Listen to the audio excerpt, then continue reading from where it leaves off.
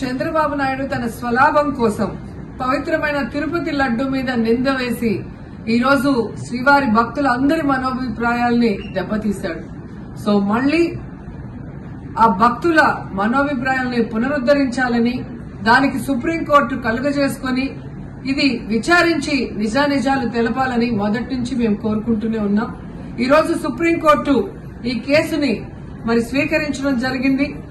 ఈ కేసులో సుప్రీంకోర్టు కనుక కరెక్ట్ గా విచారిస్తే చంద్రబాబు నాయుడు అన్కో చేసిన అబద్దాలు ఖచ్చితంగా బయటకు వస్తాయి.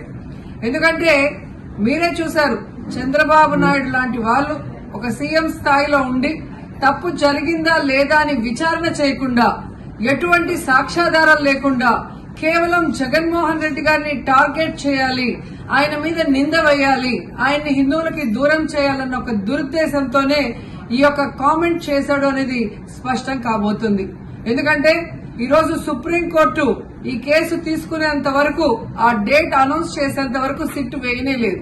అంటే ఉన్నత స్థాయి విచారణ ఎక్కొట్టాలి, ఉన్నత స్థాయి విచారణ జరిగితే తాను చెప్పిన అబద్దం బయటపడుతుందన్న భయంతో సిట్ ని హడావిడిగా ఏర్పాటు చేయడం మనందరం కూడా గమనించాలి. మొదటి నుంచి మాకు సిట్ మీద ఎందుకు నమ్మకం లేదు అంటే, తన పరిధిలో ఉన్న సిట్ ని చంద్రబాబు నాయుడు వేస్తే ఆల్రెడీ తను ఒక జడ్జిమెంట్ ఇచ్చేశాడు కాబట్టి దానికి లోబడే అధికారులు అబద్దాలు మాట్లాడతారు, నిజాలు చెప్పరు. ఎందుకంటే ఈరోజు సిట్ లో వేసిన అధికారి అడిషనల్ డీజీ, ఆయన కన్నా పెద్ద ర్యాంక్ లో ఉన్న టీటీడీ ఈఓ, ఐఏఎస్ ఆఫీసరు మొదట మాట్లాడిన స్టేట్మెంట్ కి చంద్రబాబు నాయుడు గారు అబద్దం చెప్పిన స్టేట్మెంట్ తర్వాత మాట్లాడిన దానికి తేడా చూస్తేనే ఈ సిట్ అనేది సిట్ అండ్ స్టాండ్ కి తప్ప దేనికి పనికిరాదనేది అర్థమైంది.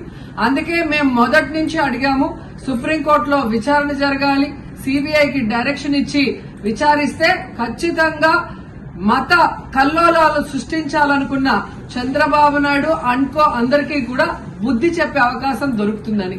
సో ఈరోజు విచారణ స్టార్ట్ అయింది.